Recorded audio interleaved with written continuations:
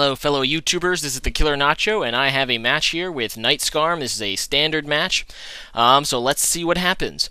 Alright, KnightSkarm is another YouTuber like myself. I found him on the TPX chat. I'll leave a link to his profile in the description. Make sure you check him out.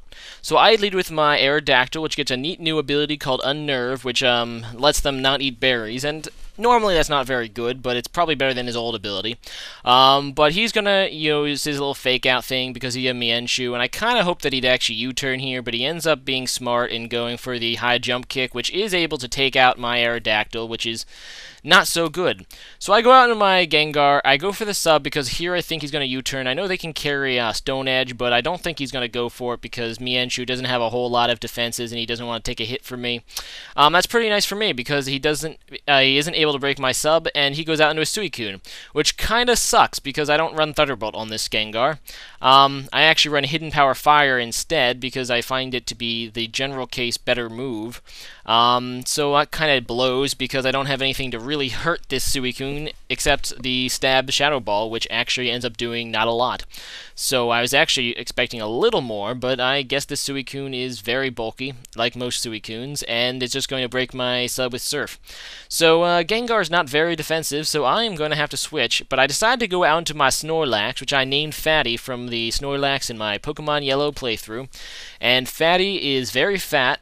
This is actually a Curselax because I'm like, Curselax isn't dead! And I'm here to prove it because I love Curselax. And I was thinking the other day, you know what, I kind of want a normal type that's a special wall, and Blissey sucks, so I'll pick the better one, and that's Snorlax. And I've always loved Snorlax, honestly. Snorlax is always cooler than Blissey, and that's all there is to it. So I go for a Curse. He switches into Cofagrius. And I'm afraid of the Will-O-Wisp, so I decided to go out into Gengar, basically because I know the burn doesn't hurt me that badly on Gengar because I am a special dude. So that's the thing I kind of want to be burned the most. He ends up going for the Toxic, so that's good for me either way because, yeah, it doesn't affect Gengar. And that's good because my Snorlax is not immunity, it is thick fat, and I prefer thick fat because, you know, the 2 extra resistances that it gives Snorlax is so useful. Resistance to both ice and fire is so much better than a simple immunity to poison. Anyway, so I kind of figured he's going to stay in and try to Shadow Ball me, so I decided to do the same. It's going to be a 2-hit KO for both of us, but I am faster, so I'm just going to try to finish off this Cofagrius.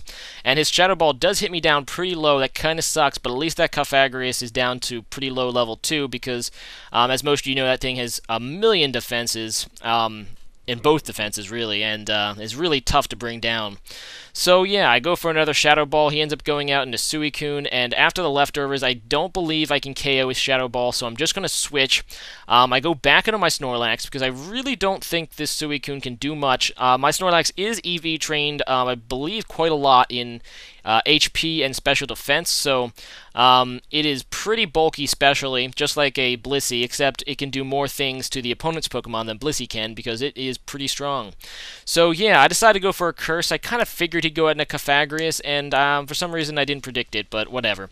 I just go for a Curse now, and yeah, I kind of predict that he's going to predict Gengar, so I decided to stay in, just in case.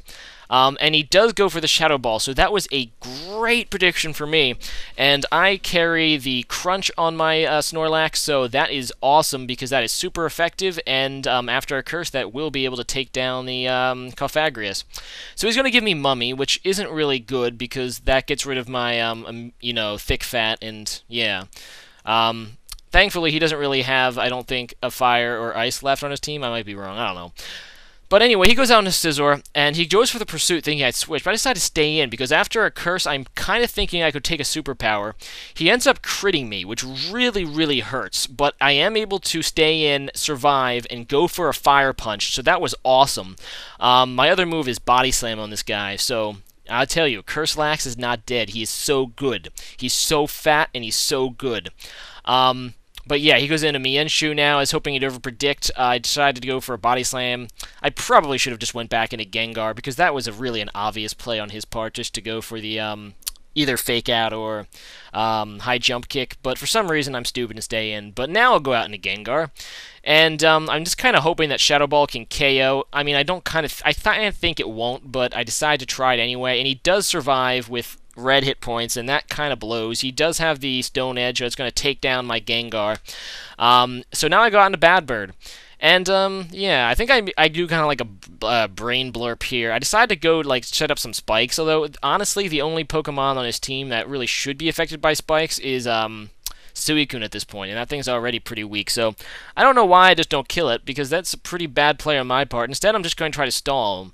I actually think I was thinking that, you know, high jump kick probably wouldn't do that much to me at this point, because this is a defensive Skarmory, but it still does a lot, because Mienshao does have a lot of attack, and that high jump kick is doing way more than I originally anticipated, and I'm just going to Roost to, you know, heal myself.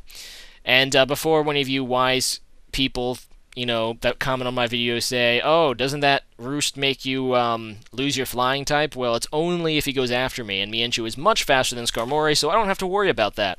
So he's going to go for a Stone Edge this turn, as I set up another Spikes, and that's actually probably a pretty good play for him, because now he's going to be able to 2-hit KO with high jump kick, and I, for some reason, didn't see it coming, because I'm dumb, I guess. And then I just set up a third layer of Spikes, but I'm not going to be able to survive another high jump kick, so that was a pretty bad play for me. I'm going to lose Skarmory, so I lost 3 Pokemon to this freaking thing, and now it's just time for this thing to die.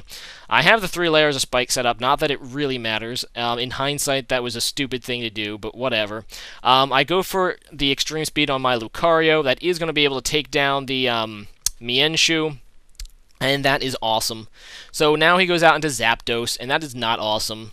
And I happen to know that this thing is Lightning Rod because he asked if before the battle if I really cared, and I do kind of care if my opponents use unreleased Dream World abilities, but at the same time, not really. So I know he can't possibly have the Heat Wave, but I decided to go out into my Zapdos anyway. He ends up going for the Discharge, and that's pretty nice because I have Volt Absorb, and I'm just going to lock myself into Shadow Ball because I know that Shadow Ball, because this is Specs Jolteon, I know Shadow Ball can KO Suicune after the spikes and stuff. And his other Pokemon is Reuniclese, which I know it'll take down as well, just because it's super effective and its specs and stuff. And it ends up doing not as much as I would have liked to Zapdos, but then I get a special defense drop, which is nice. I mean, he wouldn't be able to 2-hit KO me anyway, so I don't think it really matters. So now he goes into Reuniclese, which I think is either a Missav or it's the wrong one. He brought a different ability, Reuniclese, because it does not have Magic Guard. And it does a lot of damage, and then I kill it with Shadow Ball. I don't think that really mattered, though, because I think my Shadow Ball wouldn't have been able to kill with Specs anyway, even at full health, but what do I know? And if not, I think Lucario could have revenge killed after that damage, but yeah. So, his last Pokemon is Suicune, that also dies to Shadow Ball. So that was a pretty awesome game. KnightSkarm, pretty entertaining. Thanks for the match, and today's question of the day is, what is your favorite non-Pokemon game? Obviously, a lot of you have Pokemon as your favorite game, or a Pokemon game, so I am going to say, what is your favorite non-Pokemon game? And for me, that is quite difficult. Actually, Chrono Trigger. So, yeah, Chrono Trigger is my favorite game of all time. But just to throw out some honorable mentions, I love the Fallout series, so Fallout New Vegas is one of my favorite games.